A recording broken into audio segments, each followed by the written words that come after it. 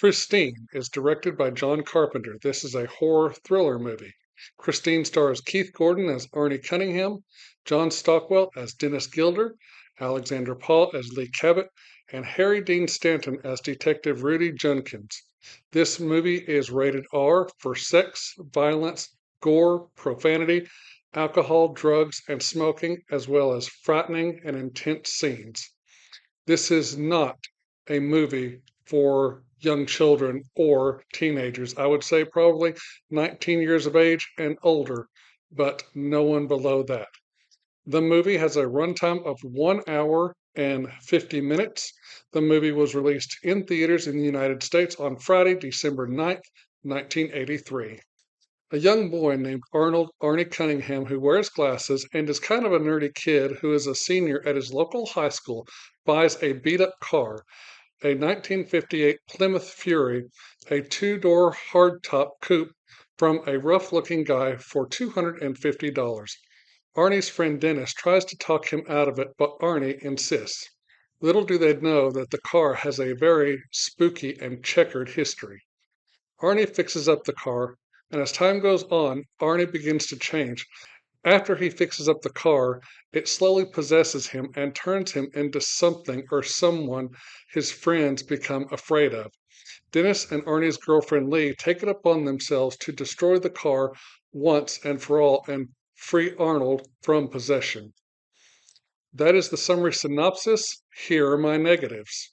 So, the biggest negative I have is the bullying scene in the high school shop with the three long haired, leather jacket wearing, switchblade knife carrying guys.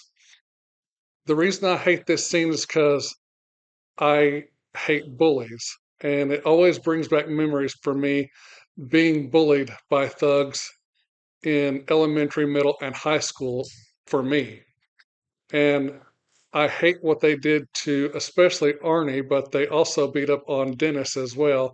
I just did not like the scene because it brings back memories of me being bullied all throughout my K through 12 school career.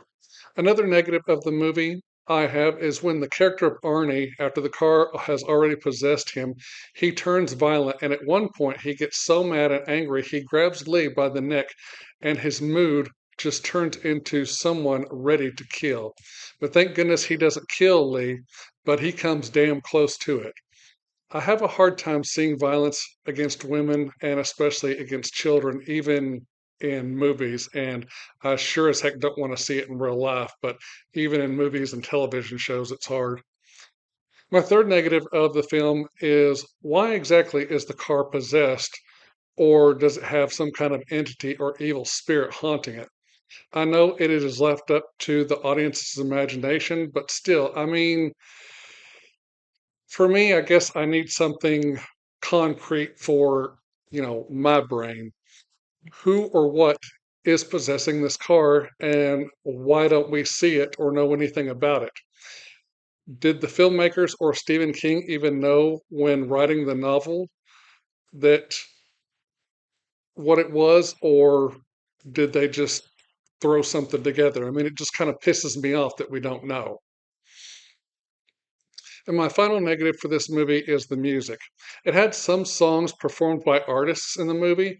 However, I felt like the movie lacked an actual score, like it didn't have any score music. A movie like this needs a great and powerful score, and I just felt like it was lacking that. I didn't really hear any score, and what little I did, it was just so low and lacking and not giving off any type of emotion. The score was composed and conducted by John Carpenter and Alan Howarth, and they are best known for the scores for the Halloween franchise. And for these two not to produce great score music is just baffling to me. Those are all my negatives. Now, let's talk about my positives. The story is good. It's easy to follow. It reminded me a lot of The Terminator or The Shark in Jaws or Michael Myers' The Shape in John Carpenter's Halloween. It is like this evil thing that just keeps coming after you no matter what. Or, as the movie explanation says, it's very possessive, like a jealous girlfriend or ex girlfriend. But overall, the story is really good. It's not the best. I think there are parts that could have been better, but overall, good enough. The actors in the movie were really good, but you could tell they were young actors or young kids and still kind of green, but overall, they did good for their roles. Keith Gordon as Arnie Cunningham was the best in the film because we see him change throughout the film and he gives a great performance. And it's hard to believe that Alexandra Paul is in this. And yes, that Alexandra Paul, Lieutenant Stephanie Holden from the long running popular lifeguard TV show Baywatch. The characters in the film are great as well. Christine, the car, is a character in itself. We see the car for a couple of minutes at the start of the movie, just coming off the assembly line, ready to go out into the world. The next time we see the car, it's all beat up and rusted and in horrible condition. And then we see the car all new looking, sleek, shiny, red and white and chrome after Arnie gets it all fixed up.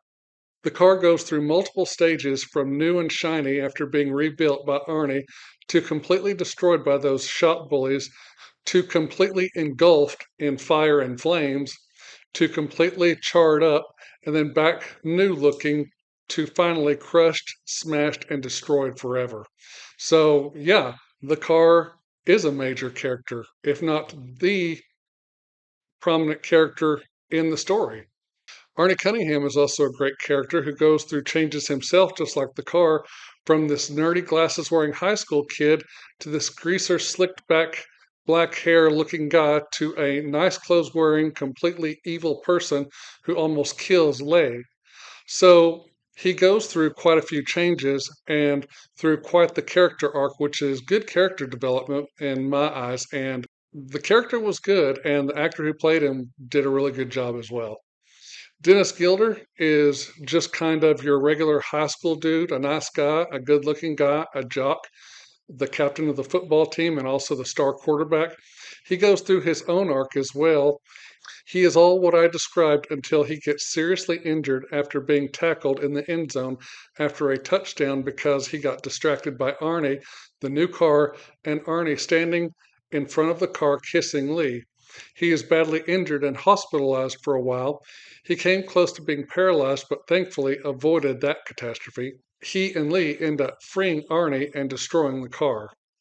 Lee is the new girl at the school who becomes Arnie's girlfriend. She's not just the damsel in distress, but she is resourceful along with Dennis, and they both come up with a plan to try and free Arnie and destroy the car Christine once and for all. One cool thing about this movie is there is a character in the film only seen on screen for a few seconds during the gas station scene. It was the guy who Bill Murray, Dr. Peter Venkman, was doing ESP shock testing on at the very beginning of the 1984 film Ghostbusters. I have never seen this guy in any other movie until now, so that was cool that he was in this, and then the next year he would be in Ghostbusters. The movie has a very dark and ominous look to it, especially towards the end of the film. The film has a great mood and atmosphere to it. I mean, it just uses the darker, cooler colors in the film, such as grays, blues, blacks, some browns, whites, and this doesn't include the chrome and red and white on the car. The movie has a smooth yet gritty look to it, which was good, and you really feel the environment in your veins when you're watching this movie. A lot of different cars were used for the movie. Also, there were models used as well. The movie uses practical effects and it makes the movie look great. One of my favorite scenes or shots is the gas station explosion scene when the car catches on fire. I mean, what? And I mean, what a great visual to see on screen with this classic older looking car at night chasing you while engulfed in flames. I mean, damn. I must say, I did appreciate and like the scene where Arnie and Christine take care of the bullies from the beginning of the movie. That is always satisfying. So, those are all my positives. Now, it's grading time.